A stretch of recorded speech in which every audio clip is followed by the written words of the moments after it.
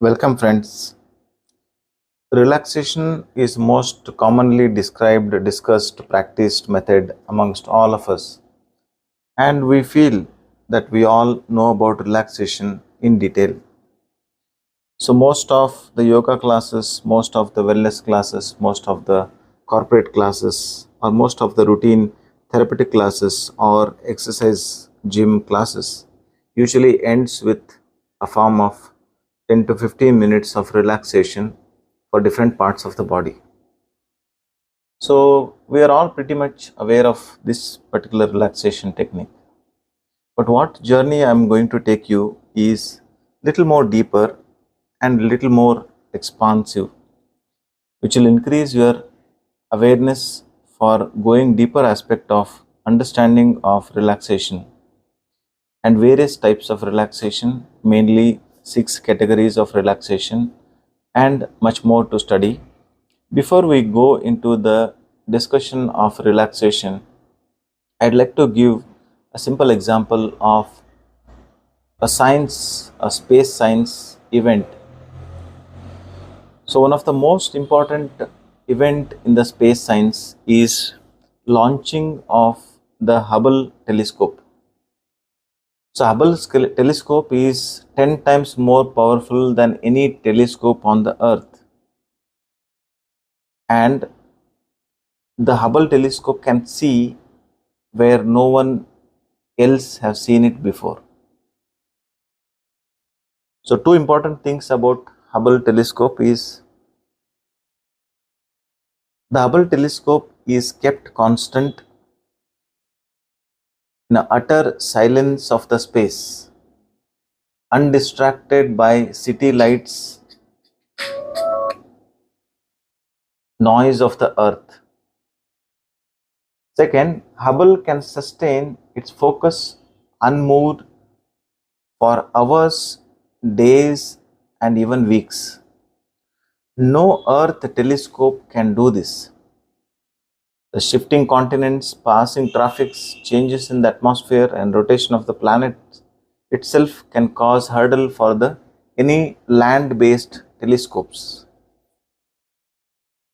Somewhere in 1995, astronomers have conducted an experiment for 10 days that has changed the entire vision of our universe.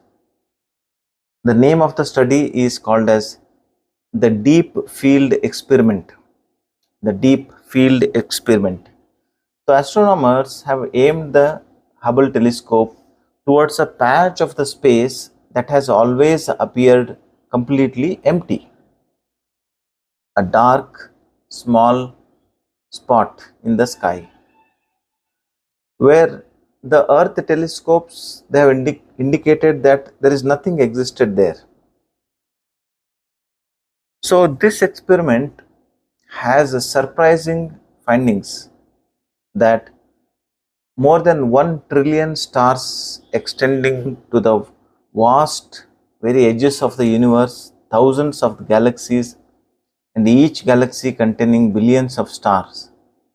So astronomers have concluded that this discovery transforms our vision of the universe. So similar to this deep field experiment, when we go deep into the understanding of the relaxation, we get to know much more than what we understand superficially.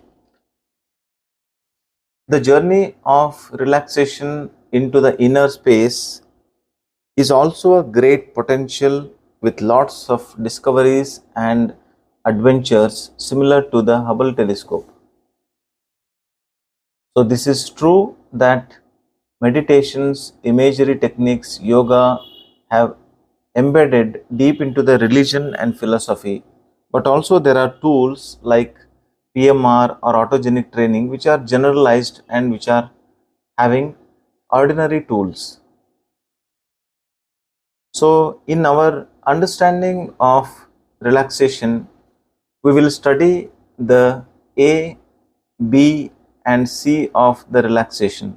That means attention, behavioral, and cognitive relaxation.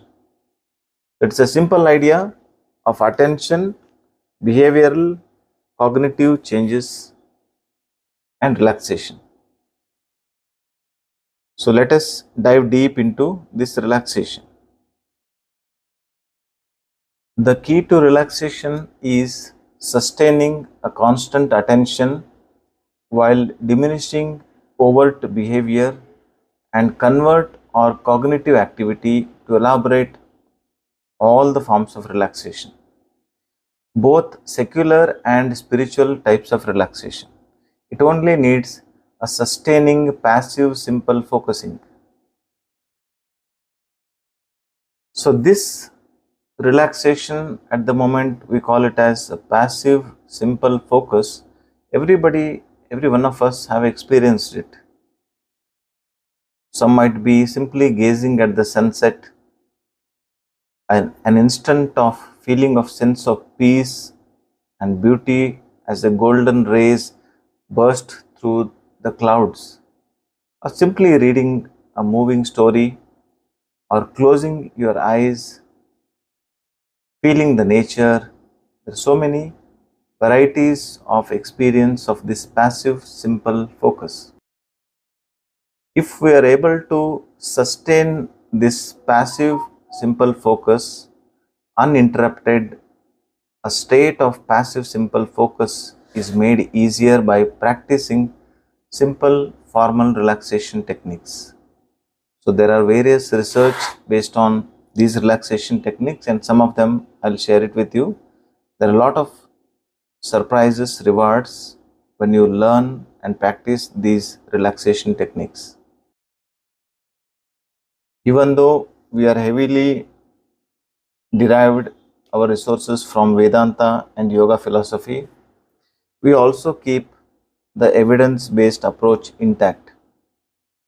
There is something called as the cycle of renewal.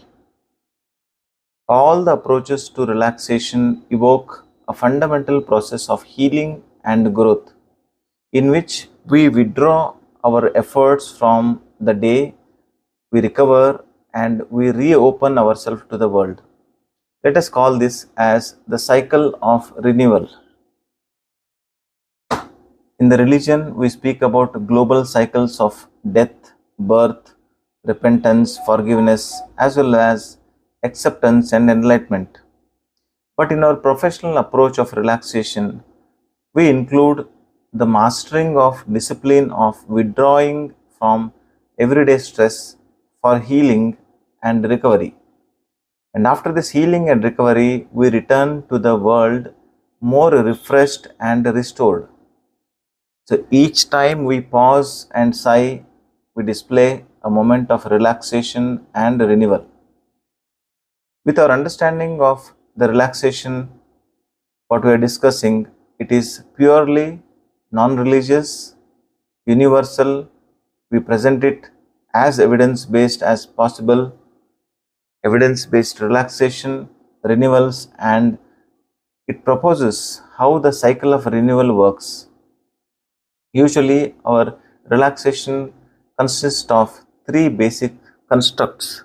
We call it as R states, R beliefs, R attitudes. So, relaxation states, relaxation beliefs, and relaxation attitudes. So, these states, R belief, and R attitude determine the effectiveness of all the relaxation. So let us see what are these R state, R belief, and R attitudes. R states. A decade of research done by Dr. Smith in 1999 involves several participants have revealed that the relaxation evokes at least 9 specific states of the mind, which we term R states, relaxation states. So these 9 special states can be explained like sleepiness or feeling drowsy or napping, disengagement, a feeling of distant, far away or indifferent, physical relaxation, a feeling of physically limp, warm, or heavy. Mental quiet, mind is silent, quiet, and free of thoughts. Mental relaxation, feeling at ease and peaceful. Strength and awareness, feeling energized, confident, focused, clear, and aware. Joy, a feeling of happy, joyful, having fun. Love and thankfulness, a feeling of love for others, generally thankfulness, gratitude. And prayerfulness, a feeling of spiritual, relevant prayerfulness. So these are the R states. So these R states are more than the rewards of the relaxation. So these are very important and absolutely science based. Whenever you experience any relaxation techniques, you notice these 9 specific states which I mentioned. If you are experiencing this, then you are experiencing those R states, relaxation states. Now we see about little bit about our beliefs. Our thoughts and opinions about relaxation can have a profound impact on the course of relaxation training. So when we are studying, we focus our theory into relaxation attitudes that are negative thoughts that can contribute to avoid relaxation or prematurely abandon the relaxation program. We can also call it as a relaxation laziness or laziness during relaxation or relaxation hypnosis. So this is our attitude. So our belief is somewhat philosophical representative, which is conducive for the deeper levels of relaxation, which is more generalized, more deeper, and it has its identifying factors of 8 R belief factors. So these 8 factors tell us that we're into